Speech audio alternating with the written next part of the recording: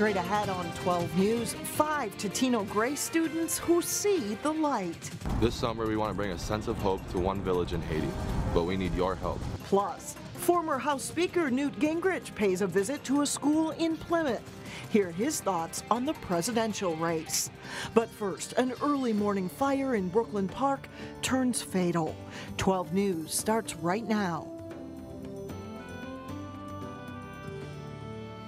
Hello and thanks for joining us. One person is dead after an early morning house fire in Brooklyn Park. It happened in the 1300 block of 84th Court North. Reporter Eric Nelson joins us now with more from Brooklyn Park. Alex and Mike, firefighters were called here to the scene on the east side of Brooklyn Park around 12:30 a.m. This was a 2-alarm fire, and the identity of the victim has yet to be released. Residents in this neighborhood were trying to come to grips with a tragedy Friday afternoon. It's a very scary situation to see things like that, you know.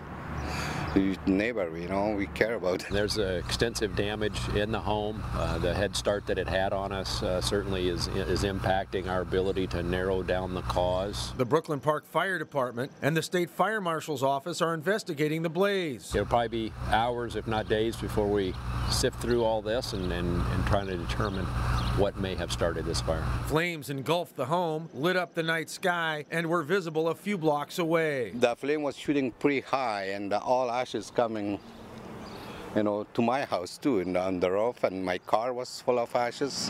It's pretty sad. Reports were that passerbys out on 252 were able to see flames, and ultimately the neighbor called it in. Firefighters battled the blaze for several hours before finally putting it out. None of our staff were injured, so that was a good night. Brooklyn Park Fire Chief Ken Prilliman also said that a cat perished in the fire too, and that it could take at least a couple days to find out exactly what happened. In Brooklyn Park, I'm Eric Nelson, Channel 12 News. In Plymouth today, the man who helped Republicans gain control of the U.S. House for the first time in 40 years had this to say about the current political race. You have a country in which the vast majority of people are now fed up with how things are going. They have been looking for a practical, normal, common sense vehicle to express that, and they didn't find one. So on the left, they found Bernie Sanders, and on the right, they found Donald Trump. During a visit to Providence Academy, former House Speaker Newt Gingrich categorized the political situation as simply American. He says social media has helped non-traditional candidates in ways never before thought possible. So you have Hillary, who represents the old traditional order. You have Cruz, who is a more modern version of Hillary. You have Sanders, who represents the new populist grassroots electronic system. And you have Trump, who represents Trump. Gingrich also had advice for high school grads. He told them to dream big, but to achieve that dream, you have to find something you enjoy and work hard at it. Otherwise, that dream will be a fantasy. In Brooklyn Park, hiring is underway at Hy-Vee to fill about 600 jobs at the new store that is under construction along Highway 610. Hy-Vee is taking applications for about 150 full-time positions. Next week, they will start taking applications for 400 part-time positions. And then later in May, an in-person hiring event is scheduled. A spokesperson says no date has been set yet for the actual opening of the store. Work begins Monday on a long stretch of noise wall along the east side of Highway 169 in New Hope. For drivers, it'll mean 2 ramps to and from Highway 169 will be closed until the project finishes mid-June, or mid-July rather. The northbound entrance ramp from 42nd Avenue will be closed as well as the northbound exit ramp at 49th Avenue. MnDOT determined that stretch was one of the noisier areas in the Twin Cities without some sort of sound barrier. The lights we use at night are something that most of us take for granted. But 2 Robbinsdale teenagers are working to bring light to a community that lives mostly in the dark. And reporter Shannon Slatton introduces us to this group of students who want to light up Haiti. So right here we have a board about city where we're going to. It's called Onglad. When Elliot Becker heard about a village in Haiti where having lights at night are a rarity. Because they actually don't have any electricity down there. And I mean, We take it as granted having electricity here. It didn't take long for he and his friends to commit to an ambitious fundraising campaign. I'd never really heard of a village not having running water or electricity, and it really shocked me, and it kind of motivated me to try to help them. In the Bible, where they talk about God bringing light to the earth and it was good, and it's like us bringing light to Haiti and it's good because they literally have nothing down there. 5 Totino Gray students who are teammates and friends hope to bring solar-powered lights to a Haitian village this summer. We're trying to light 120 homes. We're aiming for around 250 lights. The solar-powered lights are simple and easy to use. This one's inflated. You just do that with your mouth like a beach ball, and then just press this button and it's got dim light and then a brighter light. But the lights have the potential to make a big difference. We can't do anything about their poverty. We can still bring light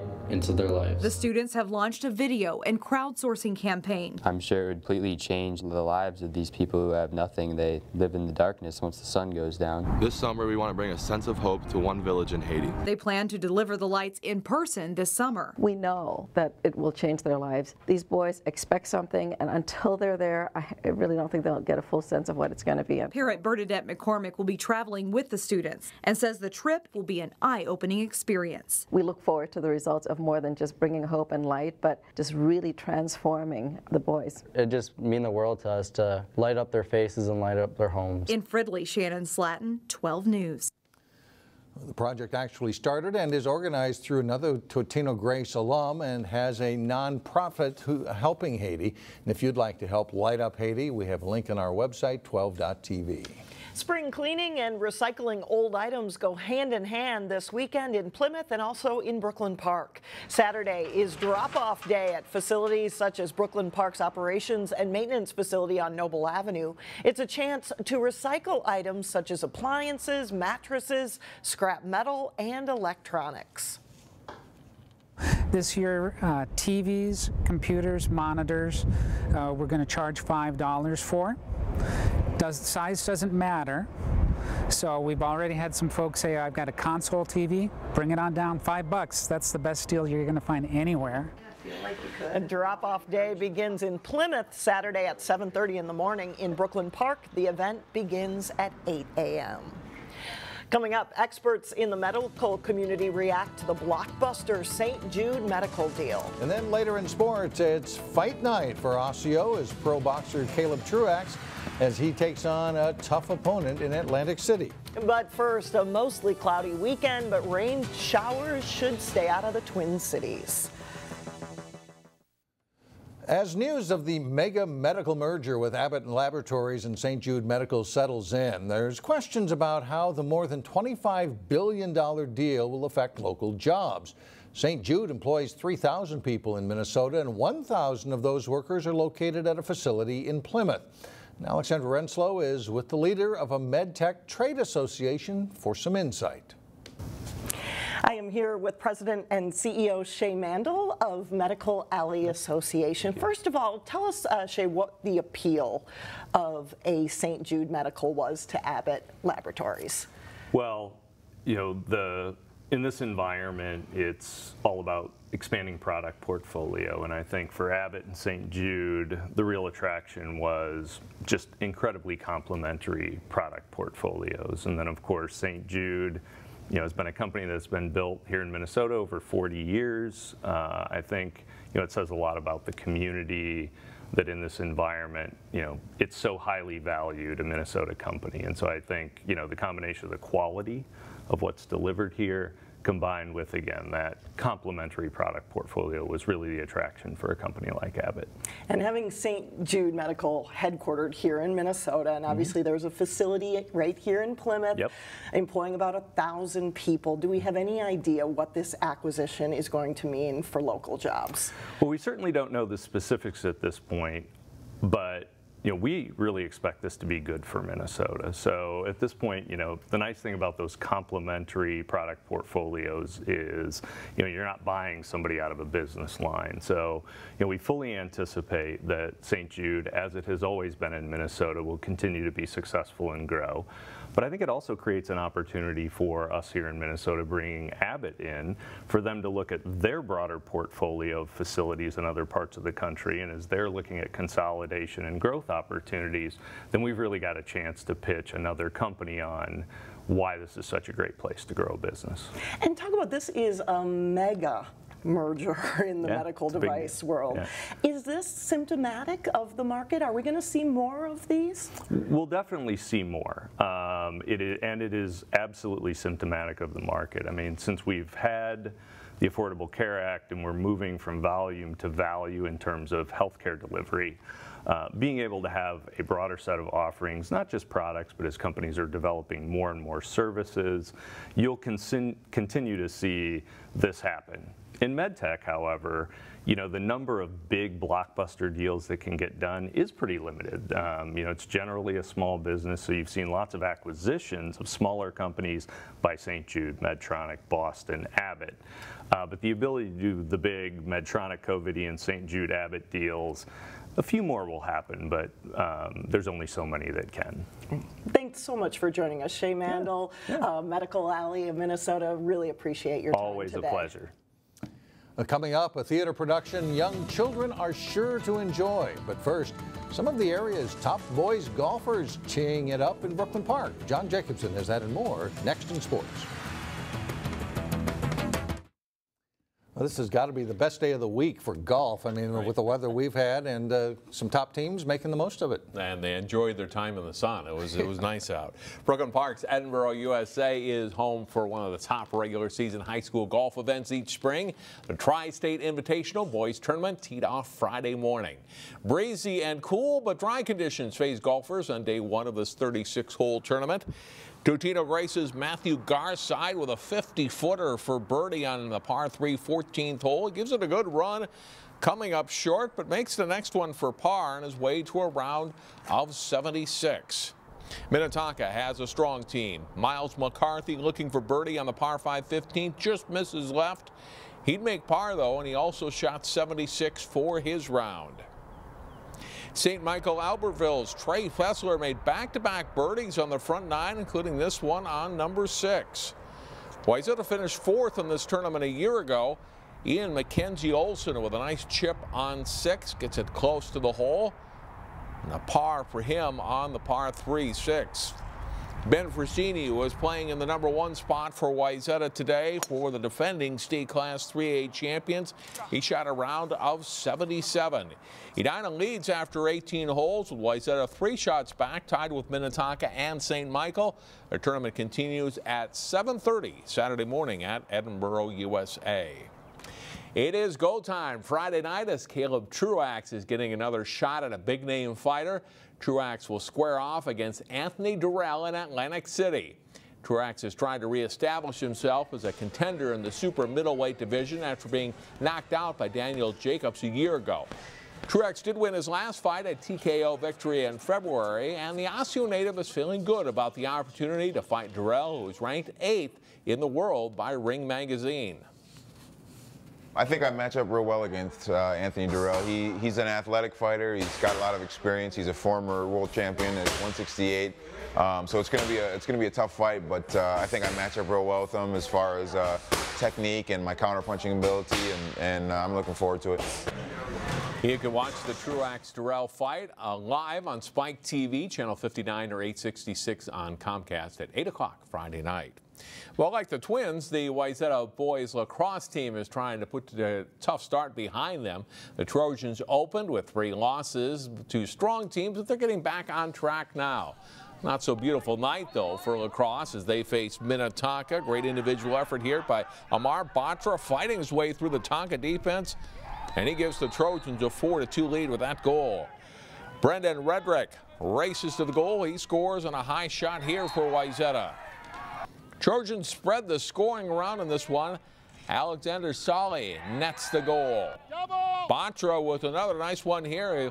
He loses the ball and scoops it back up. Lasers a shot in for a 7-3 Wayzata lead. The Trojans go on to win it 9-6. The Wayzata girls lacrosse team had a very busy schedule this week. The Trojans played games 3 straight nights, including their Thursday night matchup in the rain with the rival Minnetonka Skippers. First half of play, nice pass, Maddie Wolzman to Haley Schmidt for Wayzata. The shot and goal here ties the game at 1. Later, it's Meg Ransom with the first of her 2 straight goals from the free position here. The Trojans will open up a 4-1 lead on the Skippers. But Minnetonka closes the first half strong. Grayson Rubillard turns and finds Brigitte Olsen for the goal, tying the game at 4. And Minnetonka takes the lead for good late in the first half. Julia Robinson will score to make it 5-4 Minnetonka. Skippers go on to win this one. 11-9 is the final. Hopefully we won't see any more of that for a while. A lot of fog. Yeah. Thanks, John. You're welcome. Still ahead, even the title will make you laugh. We'll preview I Love You, Stinky Face. Yep, when we come back. Well, if you have a child who's gone through the first day of school jitters, they will love the show at Stages Theater in Hopkins. Even the name will make you laugh, as Neil Persley explains in Weekend Showcase. Mama, but Mama, what if I were a terrible meat-eating dinosaur with razor-sharp claws? Would you still love me then? Small children are famous for their "but Mama, what if?" "But Mama, why?" and "what would you do if?" questions. Their imaginations can come up with some pretty fantastic scenarios. Would you still love me then? These questions and the children's book of the same name are the basis for the world premiere of I Love You, Stinky Face at Stages Theater. As a child gets older, they become more and more involved, and things change. And school gets added, or classes get added, or something else happens that kind of keeps you further and further away from only being with mom every day or only being with dad every day. As a child looks for confirmation and then reconfirmation of the bond of commitment from the parent, it often takes the form of imaginative scenarios, and they'll ask wild what-if questions to test the boundaries of love the parent has for the child. Knowing that the unconditional love that you have with your family, whatever that family composition may be, is unconditional, and it will last and it will stay. Because I love you, my little small monster. Maple Grove resident Gabby Jones plays the child's favorite toy and best friend, Dino. Dino is a metaphor for courage and for confidence, and Child, the main character of the show, takes Dino everywhere that Child feels uncomfortable. The show is geared for kids 9 and under, and I give it an R rating for reassuring. For Weekend Showcase, I'm Neil Persley, 12 News.